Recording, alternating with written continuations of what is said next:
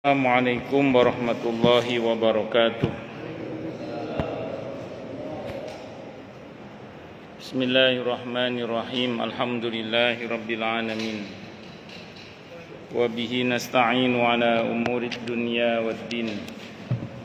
Wassalatu wassalamu ala asyrafil anbiya'i wal mursalin.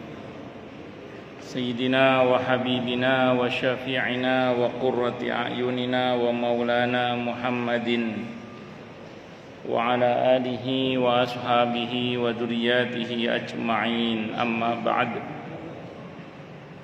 Asyhadu an la ilaha illallah wa asyhadu anna Muhammadar Rasulullah wa ufawwidu amri ilallah, innallaha basirum bil ibad. Hasbiyallahu la ilaha illa huwa alaihi tawakkaltu wa huwa rabbul arsyil azim. Qala Allah ta'ala fi kitabihil karim hikayatan an nabiyillahi Musa alaihi salam. Rabbi syrah li sadri wa yassir li amri wahlul 'uqdatam min lisani yafqahu qawli. Para alim, para asatidah, para bapak dan ibu sekalian, hafidhani wa hafidhakumullah, bil khusus segenap pengurus Masjid Al-Furqan Jati Unggul yang semoga pengurusnya dan jamaahnya selalu dalam naungan rahmat, barokah, perlindungan serta bimbingan Allah Subhanahu wa taala. Amin, Allahumma amin insyaallah. Allahumma inna nas'aluka ilman nafi'ah wa rizqan thayyiba wa amalan mutaqabbala wa fatahallahu lana futuhal arifin. Allahumma inna na'udzubika min ilmin la yanfa' wa amalin la yurfa' wa qalbin la yakhsha' wa du'a la yusma'. Allahumma ati anfusana taqwaha wa zakkiha anta khairu man zakkaha anta waliyuha wa maulaha. Amin, Allahumma amin insyaallah. Masih melanjutkan kajian kita kitab Fiqhus Sunnah karya Sayyid Sabiq rahimahullah rahmatan wasi'ah wa rahimallahu ulama al-muslimin. Qala al-muallif rahimahullahu ta'ala wa nafa'ana bihi wa bi'ulumihi fid dharain amin. Bismillahirrahmanirrahim. Halaman 416 ya. Pada bagian panjangkan yang pertama untuk menunggu jamaah. Dianjurkan bagi imam memanjangkan rakaat pertama untuk menunggu para jamaah sehingga mereka mendapatkan keutamaan sholat berjamaah. Hal ini juga dianjurkan jika imam merasa ada makmum yang akan mengikuti jamaah itu ketika ia sedang dalam posisi rukuk atau sedang dalam posisi duduk tahiyat akhir. Jadi kalau dirasa masih banyak orang yang kayaknya masih mau ikut jamaah, imam dengan sengaja agak memanjangkan rakaat pertama atau tahiyat akhirnya agak dipanjangkan supaya orang mendapatkan kesempatan sholat berjamaah, itu sangat dianjurkan dalam masalah ini. Kan kadang imam itu merasakan masih ada kayaknya orang yang masih buru-buru mau ikut jamaah gitu ya. Nah, itu tahiyatnya dilamakan tidak apa-apa kalau dia tahu. Atau rakaat pertama dilamakan kalau dia tahu. Itu seperti itu. Kalau tidak tahu ya lain bab, juga nggak tahu. Kalau tahu ditunggu sampai sekiranya semuanya bisa ikut berjamaah. Ya tentu jangan terlalu lama juga, kan sholat wajib itu kalau terlalu lama tumakninahnya ngerinya nanti nambah rukun juga. Ya sebatas yang sepantasnya dilamakan. Itu seperti itu. Abu Qatadah berkata bahwa Nabi kita Muhammad sallallahu alaihi wasallam memanjangkan rakaat yang pertama. Menurut kami hal itu beliau lakukan untuk menunggu jamaah lainnya berjamaah. Abu Sa'id Al-Khudri radhiyallahu anhu berkata pada suatu ketika sholat telah didirikan, lalu ada seseorang yang pergi ke Baqi' untuk buang hajat. Kemudian orang tersebut berwudu dan kembali lagi ke masjid. Ketika sampai di masjid, Rasulullah Muhammad SAW masih dalam keadaan yang pertama karena beliau memanjangkan sholatnya. Ya memang kalau di antara mukjizat Nabi itu bisa melihat ke belakang tanpa menoleh ya. Jadi Nabi itu tahu kalau ada sahabat yang mau ikut jamaah itu ya tahu. Kalau kita tidak bisa noleh. Ya setahu-tahunya aja, kalau kita dirasa tahu ini kayaknya masih banyak yang mau ikut jamaah ya agak dilamakan gitu. Berikutnya wajib mengikuti gerakan imam. Makmum wajib mengikuti imam tapi tidak boleh mendahului gerakannya. Menyamai saja tidak boleh sebenarnya walaupun tidak sampai batal. Kalau mendahului dengan sengaja bisa batal. Kalau mendahului dengan sengaja itu bisa batal. Tapi kalau menyamai tidak batal, cuman menyelisih sunnah. Menyelisih sunnah dan itu salah. Walaupun tidak batal. Ada banyak hadis yang menjelaskan hal ini, diantaranya sebagai berikut. Yang pertama, Abu Hurairah radhiyallahu anhu berkata bahwa Rasulullah Muhammad sallallahu alaihi wa alihi wasallam bersabda, "Innama ju'ilal imamu liyutamma bihi." Bahwasanya imam diangkat untuk diikuti. Fala takhtalifu alaihi, maka janganlah kalian berselisih atas imam atau menyelisihi imam. Atau janganlah kalian tidak mengikuti imam maksudnya ya. Fa idza kabbara fakabbiru, maka apabila imam bertakbir maka bertakbirlah kalian. Wa idza raka'a farka'u, maka apabila imam rukuk maka rukuklah kalian. Wa idza qala sami'allahu liman hamidah, dan apabila imam berkata sami'allahu liman hamidah, faqulu, maka ucapkanlah rabbana walakal hamdu. Wa idza sajada, dan apabila sujud siapa imam fasjudu, maka sujudlah. Wa idza shalla jalisan, dan apabila imam salat dalam keadaan duduk, fasallu julusan ajma'un, maka salatlah kalian dalam keadaan duduk seluruhnya. Saya mau terangkan dulu ini yang pertama ya. Jadi hadisnya Bukhari ini, ada dalam Sahih Bukhari. Jadi saya mau terangkan dulu yang pertama, mendahului imam kalau disengaja ya bisa batal. Satu. Yang kedua, kalau menyamai imam itu namanya menyelisihi sunnah. Tidak batal, teman menyelisihi sunnah. Nah, mengikuti imam itu yang betul. Ukuran mengikuti itu kalau saya baca dalam beberapa literatur fikih yang saya ngaji ya, ukurannya itu akhir ucapan. Kalau pada Allahu Akbar, roknya itu Allahu Akbar, itu baru kita gerak. Jadi kalau imam ngasih komando Allahu Akbar, itu begitu ra disebut kita gerak itu. Nah, gitu. Kita gerak begitu. Kalau ya i'tidal sami Allahu liman hamidah, haknya itu baru kita gerak itu. Jadi nunggu imam sampai huruf terakhir pada takbir atau pada i'tidal di pada huruf haknya itu. Sami Allahu liman hamidah, baru kita gerak itu. Allahu Akbar, nah, ra itu baru kita gerak. Itu baru namanya mengikuti imam. Itu. Idealnya begitu. Allahu Akbar. Nah, terus tadi dikatakan kalau imam dalam keadaan duduk sholatnya, maka seluruh makmum diperintah untuk sholat sambil duduk. Ini ada sababul wurud. Sependek yang saya baca ada dalam Sahih Muslim ya.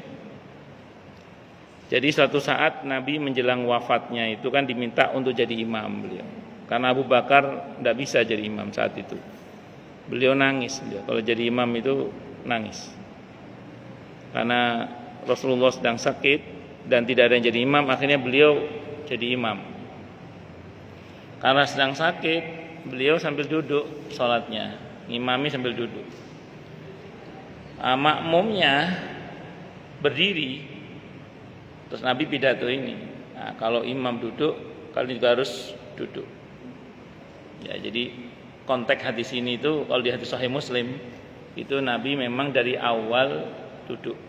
Nah, fikih hadisnya bagaimana? Fikih hadisnya, kalau imam dari awal sholatnya sambil duduk, maka makmum dari awal sholatnya sambil duduk.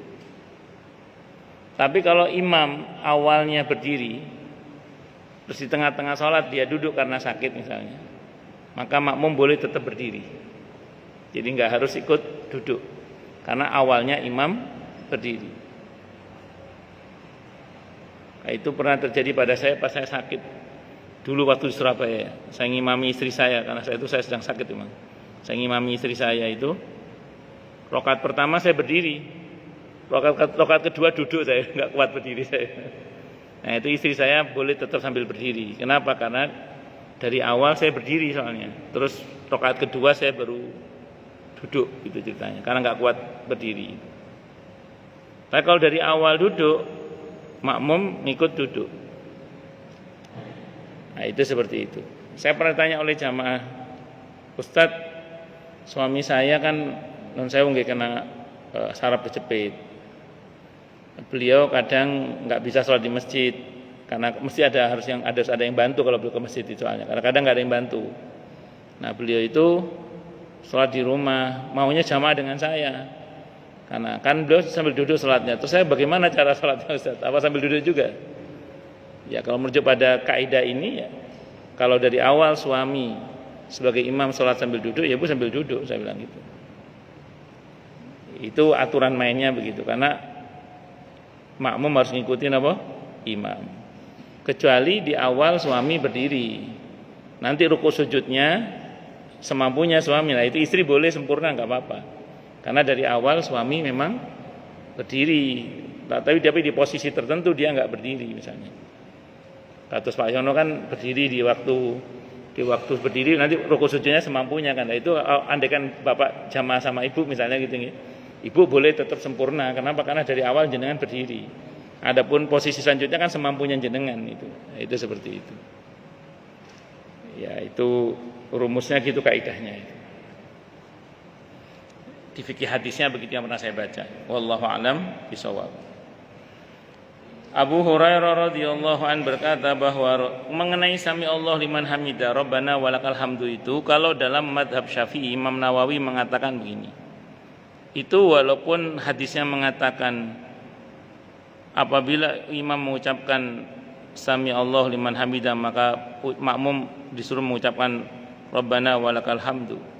Itu kalau kata Imam Nawawi tetap makmum itu ngucap sami Allahu liman hamidah, baru Rabbana walakal hamdu. Itu kalau dalam mazhab Syafi'i. Alasan Imam Nawawi gini, ini sesuatu yang maklum, di mana i'tidal itu mesti ngucap sami Allahu liman hamidah. Maka Nabi tidak perlu mengajari sahabat untuk mengucap sami Allahu liman hamidah juga, karena semua sudah tahu namanya i'tidal itu ya sami Allahu liman hamidah. Doanya wa Rabbana walakal hamdu itu. Tapi ini pendapat Imam Nawawi ya. Nah, makanya kalau dalam mazhab Syafi'i ketika imam mengatakan sami Allahu liman hamidah, makmum tetap mengucap sami Allahu liman hamidah Rabbana walakal hamdu. Ini dalam mazhab Syafi'i.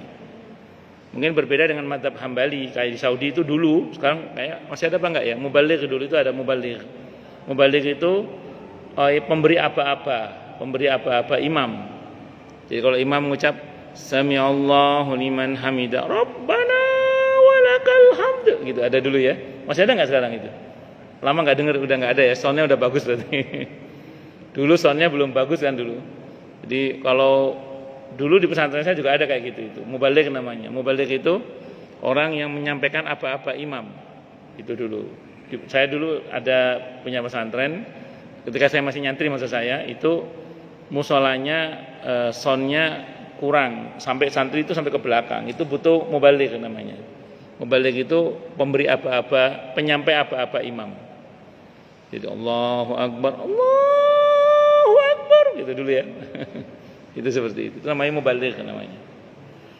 Jadi kalau di Arab itu mubaligh itu tukang menyampaikan apa-apa imam, bukan penceramah, bukan. Lanjut. Jadi kalau dalam mazhab Syafi'i masih tetap sami Allahu liman hamidah gitu. Baru Rabbana walakal hamdu. Kalau mazhab Hambali nampaknya langsung Rabbana walakal hamdu. Wallahu a'lam bishawab. Abu Hurairah radhiyallahu anhu berkata bahwa Rasulullah Muhammad sallallahu alaihi wasallam bersabda, "Innama bahwasanya ju'ila dijadikan apa imamu imam liutama bi untuk diikuti. Fa idza kabbara maka apabila dia takbir fakabbiru maka bertakbirlah. Wala tukabbiru dan janganlah kau bertakbir hatta yukabbiru hingga dia selesai bertakbir. Hatta berarti sampai selesai. Wa idza raka'a dan apabila dia ruku, farka'u maka rukulah. Wala tarka'u dan janganlah kalian ruku hatta yarka' hingga dia sempurna ruku. Wa idza sajada dan apabila dia sujud, fasjudu maka sujudlah. Wala tasjudu dan janganlah kalian sujud hatta yasjuda hingga imam sempurna sujudnya."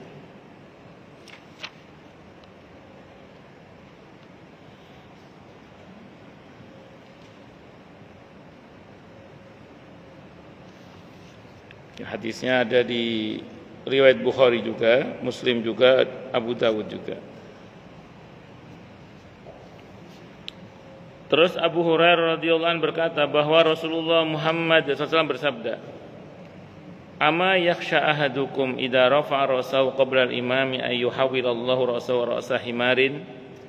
Ama yakhsha tidakkah takut siapa ahadukum salah seorang di antara kalian idza rafa'a apabila dia mengangkat ra'sahu kepalanya qabla al-imami sebelum imam ayyuhawila kalau Allah merubah merubah siapa Allah ra'sahu kepalanya ra'sal himar ra'sa himarin dengan kepala keledai au yuhawilallah atau Allah merubahnya suratahu bentuknya surata himarin seperti bentuknya keledai. Jadi begitu tercelanya mendahului imam itu sampai Nabi mengancam kalau enggak takut kalau yang bersangkutan nanti kepalanya dirubah menjadi kepala keledai atau bentuknya berubah menjadi bentuk kepala keledai. Ini ada yang mengatakan nanti di akhirat kalau enggak tobat, orang yang sering mendahului imam dalam sholatnya wajahnya dirubah menjadi wajah keledai. Ada yang mengatakan begitu. Ada yang mengatakan ya bisa jadi di dunia. Wallahu a'lam bishawab. Ya hati-hati. Ya dulu kan kayak ulama ketika menafsirkan orang Bani Israel dirubah oleh Allah menjadi babi, menjadi monyet, itu kan ada yang menafsirkan betul-betul jadi babi, betul-betul jadi monyet. Ada yang menafsirkan begitu, tapi ada yang menafsirkan enggak sih, enggak jadi babi atau monyet, cuman karakternya kayak babi dan monyet, itu karakternya. Wallahu a'lam bishawab. Ya kalau Allah berkehendak enggak ada yang sulit. Makanya jangan suka mendahului imam. Sahabat Anas bin Malik radhiyallahu anhu berkata bahwa Rasulullah Muhammad sallallahu alaihi wasallam bersabda, "Ya ayyuhan nas, wahai manusia, inni sungguhnya aku imamukum imam kalian. Fala tasbiquni, maka janganlah kalian mendahuluiku biruku dengan ruku. Wala bisujud dan janganlah mendahuluiku dengan sujud. Wala bil qiyam dan janganlah mendahuluiku dengan berdiri.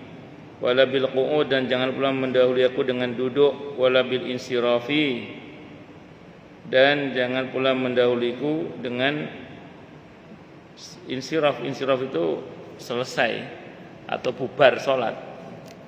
Kalau di sini terjemahkan dengan salam maupun ketika salam. Selesai sholat berarti dimaknai insiraf selesai sholat. Tapi insiraf ini bisa jadi maksudnya ya sampai Nabi betul-betul selesai zikir-zikirnya baru kita tinggalkan.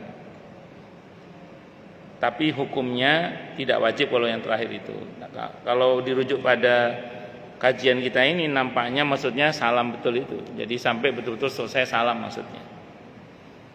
Karena kalau zikir kan tidak wajib. Jadi andaikan ada orang buru-buru langsung pergi ya tidak apa-apa. Kenapa? Karena dulu di masa Nabi ada beberapa sahabat yang begitu juga, walaupun Nabi tegur ya, tapi tidak wajib hukumnya. Jadi ini larangan untuk mendahului imam. Saya ulang tadi, kalau di fikih hadisnya sebenarnya yang saya pelajari, kalau itu disengaja bisa batal. Kalau itu disengaja bisa apa? Batal. Kalau disengaja. Kecuali nggak sengaja. Kalau sengaja bisa batal. Bara' bin Azib berkata, kami salat bersama dengan Nabi kita Muhammad SAW. Jika beliau mengucapkan Sami Allahu liman hamidah, bacaan i'tidal, tidak ada seorang pun dari kami yang membalikkan punggungnya sehingga beliau meletakkan dahinya ke atas bumi. Itu. Jadi tidak ada seorang pun dari kami yang membungkukkan punggungnya hingga beliau meletakkan dahinya ke atas bumi. Maksudnya ini ketika i'tidal mau sujud berarti ini ya. Jadi ketika Nabi i'tidal mau sujud itu kami tidak ada yang membungkukkan punggungnya untuk sujud juga gitu maksudnya. Sampai Nabi betul-betul menyentuhkan keningnya di atas bumi atau dahinya di atas bumi. Jadi betul-betul Nabi sudah sujud baru kita gerak. Kalau di fikih tadi ukurannya itu kalau kita nggak bisa ngelihat imam secara langsung, paling nggak apa-apa huruf ra. Allahu Akbar, ra, gerak. Sami Allahu liman hamidah. Nah, itu gerak tadi. Nah, itu ukurannya kalau kita nggak bisa ngelihat imam secara langsung. Tapi kalau bisa ngelihat imam, ya ini tadi berlaku hadis ini. Ngelihat imam sesuai dengan posisi imam itu. Itu seperti itu.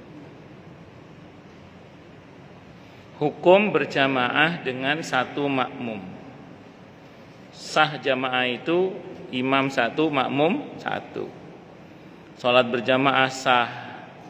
Di salat berjamaah itu sah walau hanya dilakukan oleh dua orang, yakni hanya ada imam dan makmum. Meskipun yang menjadi makmum adalah anak kecil atau seorang perempuan. Hal ini merujuk kepada beberapa hadis berikut. Ada orang sholat berjamaah berdua saja dengan makmumnya sah.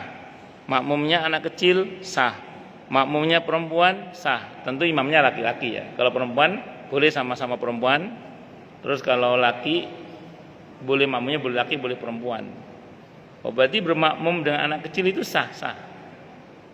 Kalau yang jadi imam anak kecilnya boleh asal anak kecilnya sudah mumayyiz. Anak kecil itu boleh jadi imam asal sudah mumayyiz. Mumayyiz itu apa? Sudah bisa membedakan baik dan buruk. Biasanya umur 10 biasanya. Ada yang umur 7 udah mumayyiz ada, umur 7. Tapi kebanyakan umur 10 mumayyiz itu sebelum balik. Usia sebelum balik. Itu mumayyiz 10 ke atas lah. Tapi ada yang umur 7 dan mumayyiz ada. Umur 7, tapi umumnya umur 10. Itu sudah bisa jadi imam. Jadi misalnya di antara panjenengan ada yang punya cucu atau anak yang pengen jadi imam karena sekolah Islam. Terus dia pengen jadi imam misalnya, boleh, tidak apa-apa asal dia sudah mumayyiz. Kalau belum mumayyiz, belum boleh jadi imam. Kalau belum mumayyiz, belum boleh jadi imam. Saya ulang, mumayyiz itu bisa membedakan baik dan buruk, sudah ngerti. Biasanya saya ulang umur 10 ke atas biasanya. Untuk anak dengan kecerdasan tertentu umur 7 sudah bisa. Jadi ada imam itu yang umurnya masih usia belum 10 tapi sudah bisa jadi imam, itu mungkin sudah ada. Tapi kan tidak semua itu. Tapi rata-rata umur berapa tadi? 10 itu. Kalau belum umur 10 atau belum mumayyiz, berarti sebaiknya dia jadi makmum, jangan jadi imam. Itu seperti itu. Ibnu Abbas radhiyallahu anhu berkata, saya menginap di rumah bibiku Maimunah.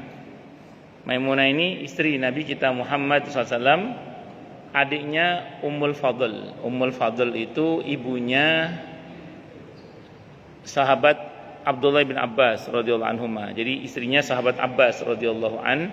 Sehingga Maimunah Ummul Mukminin istri Nabi ini adalah bibinya sahabat Abdullah ibn Abbas radhiyallahu anhuma. Ketika Nabi menikahi Siti Maimunah radhiyallahu anha, Nabi tidak datang dalam akad nikahnya. Nabi mewakilkan kepada para sahabat, sebagian para sahabatnya untuk Nabi mewakilkan kepada para sahabat untuk menerima akad nikahnya Nabi dengan Siti Maimunah radhiyallahu anha. Nah, itu menunjukkan sebagai dalil ya bahwa dalam akad nikah, kalau si mempelai prianya berhalangan untuk datang menerima ijab qabul itu, dia boleh mewakilkan ke orang untuk menerima akad nikahnya itu. Nah, itu saya pernah ngalami itu waktu di Surabaya.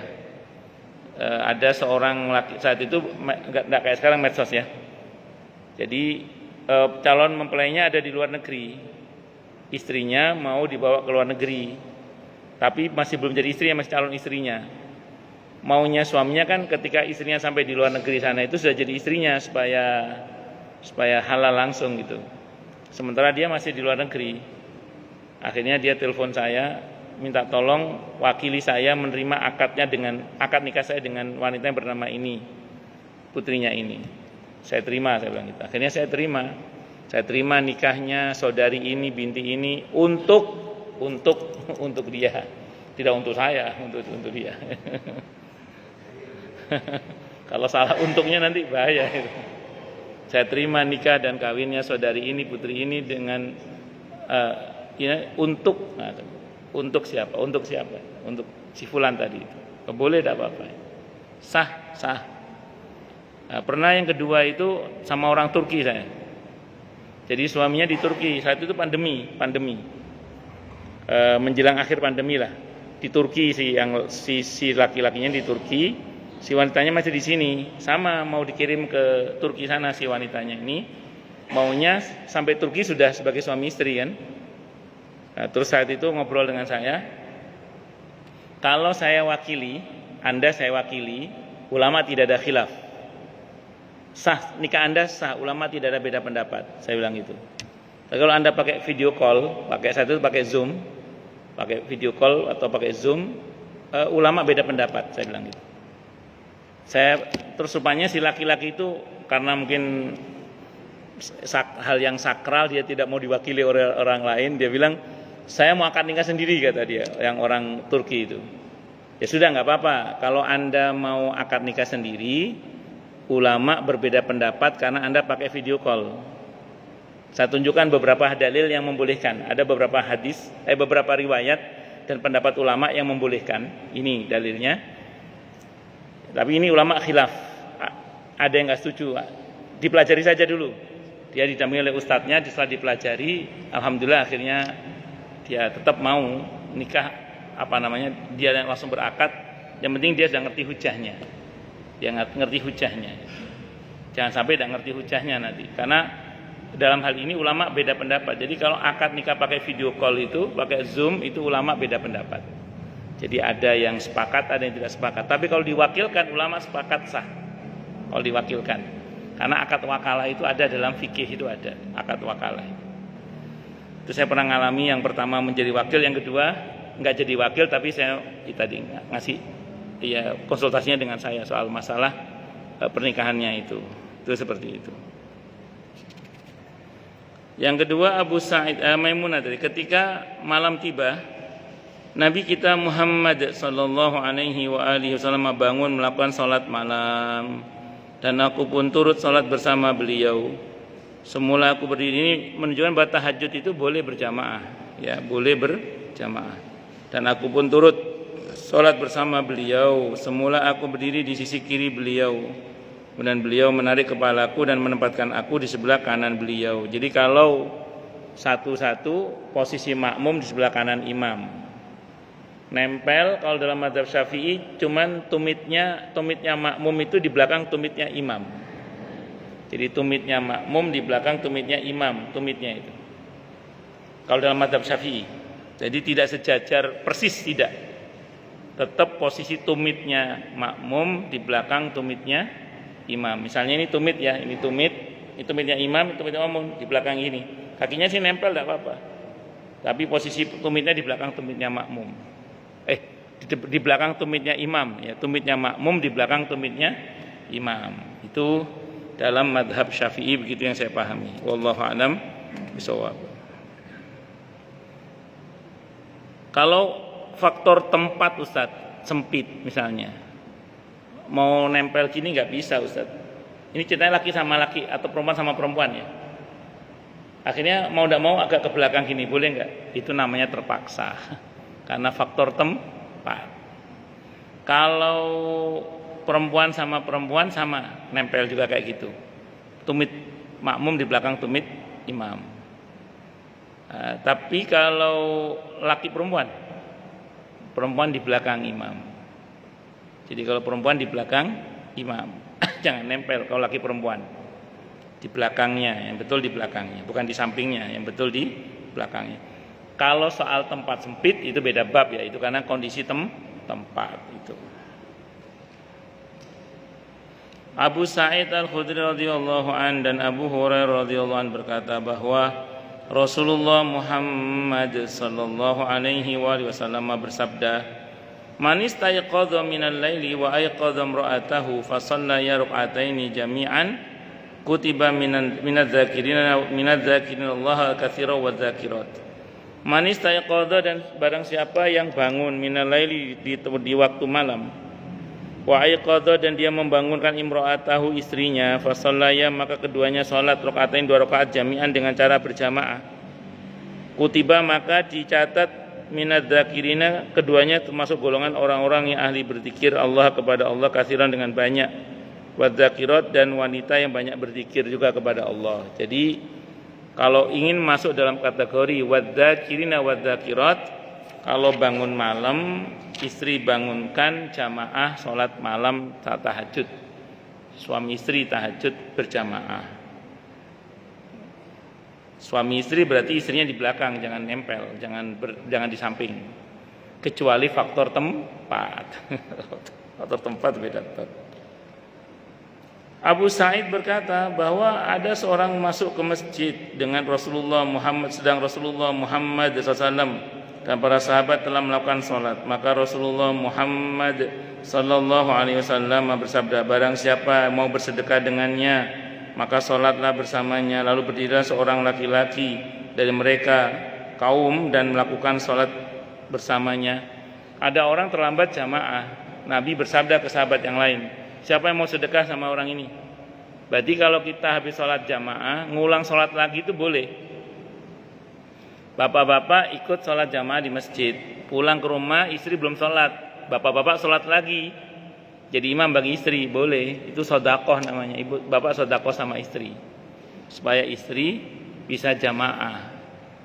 Jadi istri itu, wanita itu walaupun sholat di rumah lebih baik, tetap dianjurkan jamaah loh ya. Ya sama-sama anak perempuannya tidak ada masalah. Atau dengan suaminya dengan cara begitu tadi itu tidak ada masalah. Jadi bapak-bapak jamaah di masjid, nanti pulang jamaah lagi sama istri. Itu namanya bapak-bapak sedekah kepada istri. Namanya salat bapak statusnya i'adah, mengulang. Hadisnya Sahih Muslim. Sahabat Anas melakukan, sahabat Mu'adz bin Jabal radhiyallahu anhu melakukan hal itu. Nah, jadi boleh, tidak ada masalah, dan Nabi membenarkan, itu tidak ada masalah. Maka kata Nabi, siapa yang mau sedekah? Itu. Status hukum sholat bapak yang kedua itu sunnah mutlak, status hukumnya, walaupun niatnya sholat isya tapi statusnya sunnah mutlak.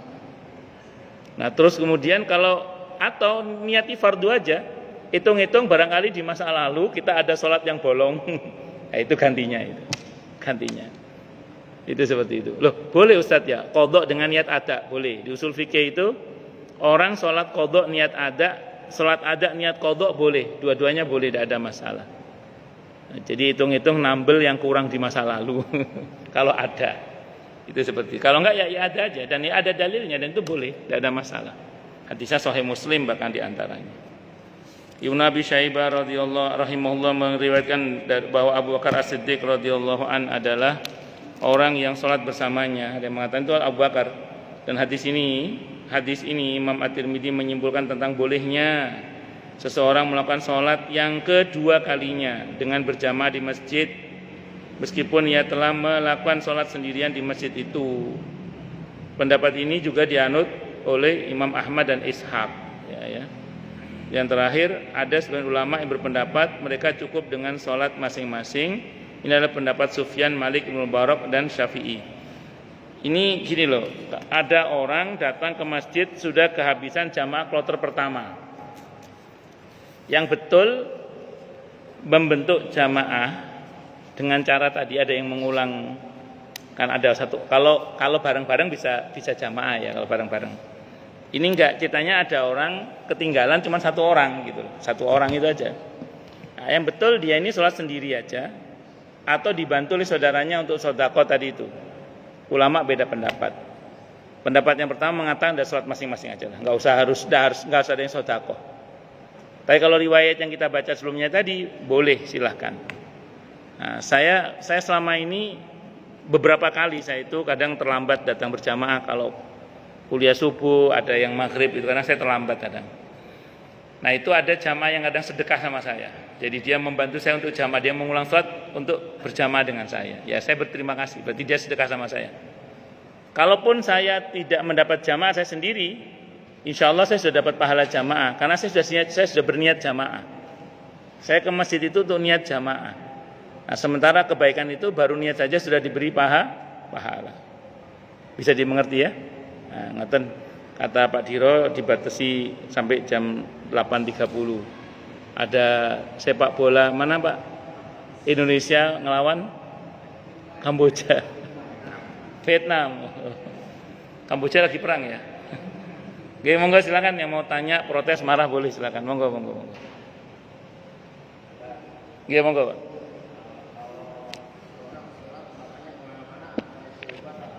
Bagus.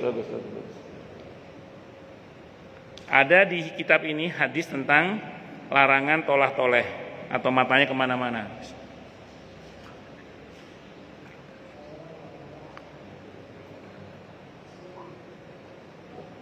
Tapi tidak membatalkan sholat. Hanya Nabi ngancem, ngingetinnya gini, itu orang sholat kok matanya kemana-mana termasuk dangak gitu ya. Apa nggak takut kalau matanya nggak bisa balik? Nabi itu ngancam gitu. Apa nggak takut kalau matanya nggak bisa balik itu? Tapi nggak batal.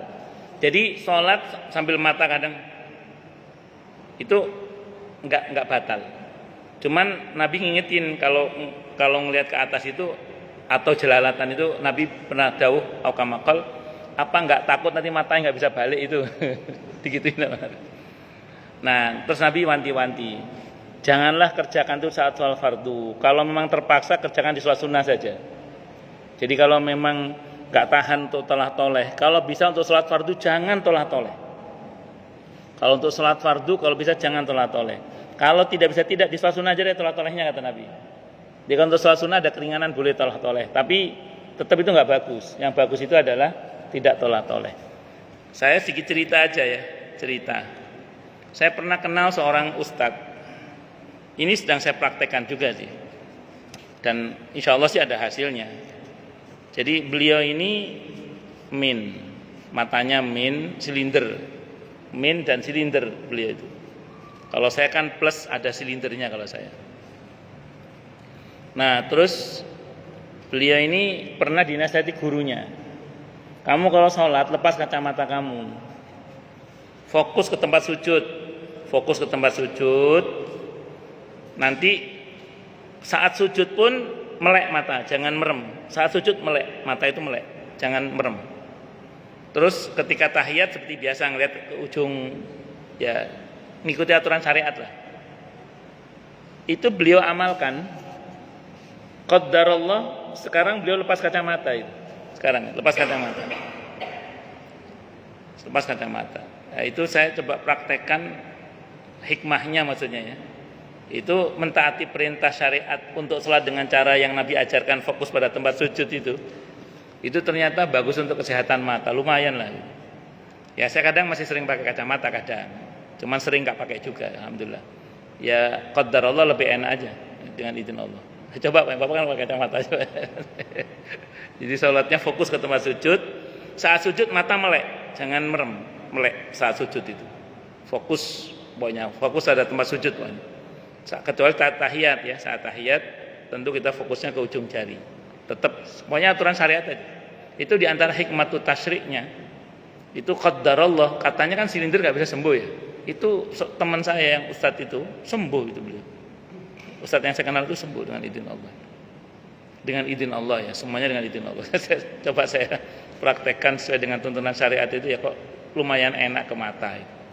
Wallahu a'lam bishawab. Nggih ngoten Pak. Nggih. Monggo Pak Yono. Pak lebih sepuh siapa? Ustaz Hasan Siddiq apa Ustaz Yono, Pak? Nggih monggo. Nggih monggo. Waalaikumsalam warahmatullahi wabarakatuh.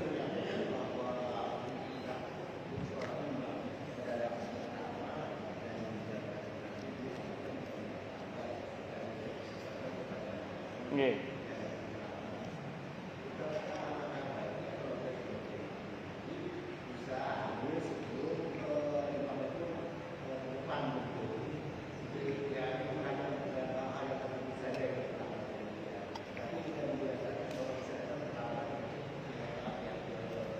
Ya. Hmm. Ya, iya, bagusnya gitu memang. Bagusnya kita datang di awal gitu. Bahkan kalau kata Nabi kan sebuah keberuntungan, fahuwa ribat. Apa ribat keberuntungan itu? Ketika kita menanti sholat. Jadi sebelum waktu sholat sudah datang. Oh, itu lebih bagus, lebih keren lagi itu. Namun kan kita bicara per kasus. Namanya orang kan mungkin ada yang ngalami di mana begitu sampai di masjid itu kadang imamnya sudah kita terlambat. Ya, kalau kita kasusnya terlambat jamaah begitu, tadi ada dua pendapat ya. Pendapat yang pertama dianjurkan ada yang sedekah mengulang sholat. Nah, pendapat yang kedua ya udah sholat sendiri aja nggak apa-apa. Toh sudah niat jamaah, insya Allah sudah dapat nilai jamaah. Ngoten. Gitu nggih? Allah alam suwab. Monggo Pak Yono, Pak Yono.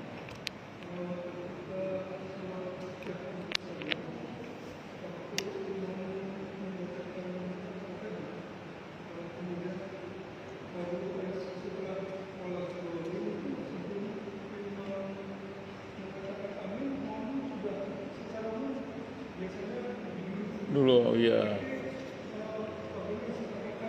Iya.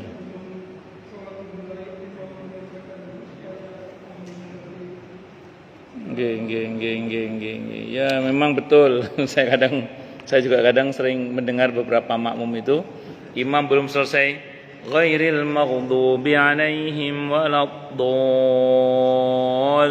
belum itu udah makmum belakang amin aja. Ya itu menyelisih sunnah juga itu. Karena ini pelanggaran terhadap rukun qauli ya. Pelanggaran terhadap rukun qauli itu tidak sampai membatalkan sholat. Kalau rukun qauli kayak gini misalnya, jenengan sholat terus jenengan tahiyatnya selesai duluan, imam belum selesai tahiyat, jenengan sudah selesai duluan, boleh nggak itu? Boleh. Kalau rukun qauli boleh, tidak apa-apa. Jenengan sholat bersama imam, sholat zuhur, asar, kan Syria itu. Jenengan fatihahnya selesai duluan, boleh, tidak apa-apa. Jadi kalau untuk rukun qauli itu selesai duluan dari imam tidak apa-apa. Termasuk amin itu secara hukum maksud saya itu tidak membatalkan sholat. Kalau misalnya dia mendahului imam sebelum selesai amin, tapi itu tentu tidak sesuai dengan sunnah atau menyelisih sunnah. Bahkan bisa jadi ya menyalahi keutamaan dalam hal ini. Maka yang betul adalah sampai betul-betul selesai waladhdallin baru amin gitu. Kalau belum selesai sudah amin duluan itu rukun qauli. Rukun qauli itu yang saya tahu tidak sampai membatalkan sholat. Wallahu a'lam bishawab. Apakah sebaiknya imam memberitahu terlebih dahulu? Bagus kalau memang diperlukan. Kalau diperlukan itu. Monggo. Misalnya karena jamaahnya banyak anak-anak, kadang anak-anak kan gerusa-gerusu aminnya itu. Ya udah kita beritahu lebih awal, tidak ada masalah. Dari awal tidak ada masalah. Ngoten nggih? Wallahu a'lam bishawab. Monggo, nggih monggo. Nggih monggo.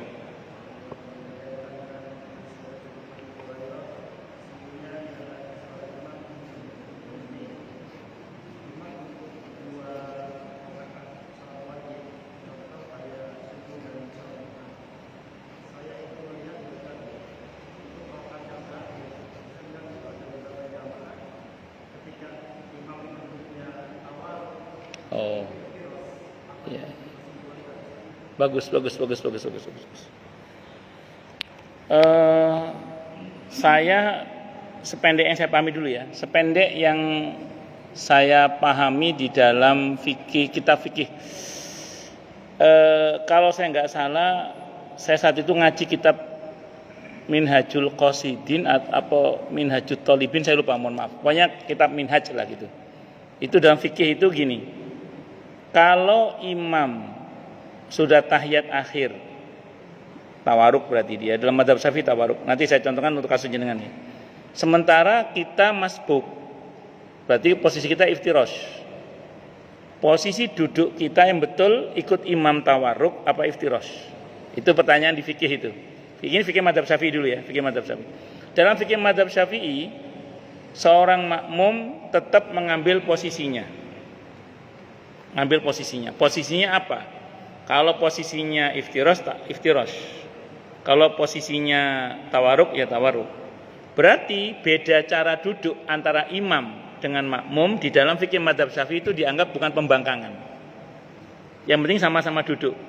Saya ulang, yang penting sama-sama duduk. Kalau soal cara duduknya, imam misalnya bermadzhab Hambali dia iftirash, sementara makmum misalnya tawaruk kan dia bermadzhab Syafi'i, itu tidak dianggap sebagai sebuah pembangkangan di dalam mazhab Syafi'i. Itu yang penting sama-sama duduk. Nah, memang gini, terkait dengan pertanyaan Bapak ini saya mau terangkan dulu ya. Dalam mazhab Hambali sependek yang saya ketahui, untuk sholat yang tahiyatnya sekali, itu tahiyat akhirnya iftirash. Hadisnya riwayat Abi Dawud. Hadisnya riwayat hadis dari Siti Aisyah radhiyallahu anha, dari Siti Aisyah radhiyallahu anha itu posisinya iftirash. Tapi kalau dalam mazhab Syafi'i asal tahiyat akhir walaupun tahiyatnya cuma satu maka duduknya adalah tawarruk. Hadisnya riwayat Abi Dawud. Hadisnya riwayat Abi Dawud. Itu yang saya tahu. Jadi masing-masing punya argumentasi satu. Nah, yang kedua tidak termasuk duduk iftirash kalau tahiyatnya lebih dari satu walaupun salatnya cuma 2 rakaat. Contoh, panjenengan salat subuh.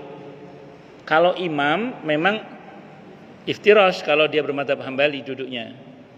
Cuman jenengan masbuk ceritanya. Sehingga panjenengan tahiyatnya berapa kali? 2 kali. Ya kalau 2 kali berarti statusnya terakhir tawarruk, jangan iftirash karena sudah 2 kali sebagai makmum ya. Itu seperti itu. Nah, jadi ukurannya bukan rakaat karena yang saya lihat dari praktek kawan-kawan itu melihat jumlah rakaatnya. Kalau rakaatnya 1 atau 2 rakaatnya mereka tahu iftirash.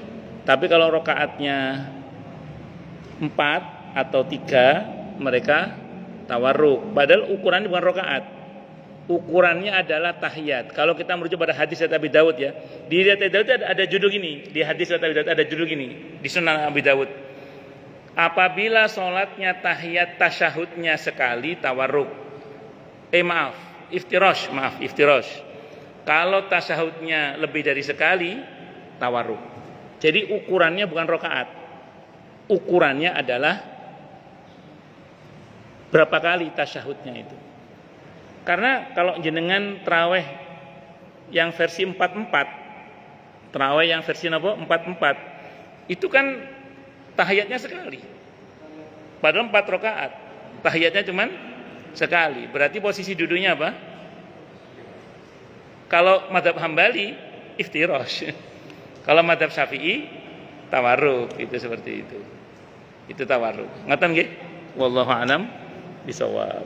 Nggih. Cukup dulu nggih. Ini sudah pas ini waktunya bola. Kita tutup dengan hamdalah. Alhamdulillahirabbil alamin. Semoga kajian kita bisa bermanfaat, mubarakah fid dini wa dunya wal akhirah untuk kita, keluarga kita dan seluruh umat Islam semuanya, dan mudah-mudahan kita semua dijadikan oleh Allah sebagai orang-orang yang sukses dunia akhirat, selamat dunia akhirat, bahagia dunia akhirat, dan dipermudah setiap urusan kita oleh Allah fid dini wa dunya wal akhirah. Semoga Allah limpahkan hidayah selalu untuk kita, semoga Allah tingkatkan selalu hidayah untuk kita, dan semoga Allah berikan hidayah untuk siapapun yang melihat kita. Subhanakallahumma bihamdika asyhadu an la ilaha illa anta astaghfiruka wa atubu ilaik. Sallallahu alaihi Muhammad wa ala alihi wa sahbihi wasallam. Saya mohon maaf. Wassalamualaikum warahmatullahi wabarakatuh.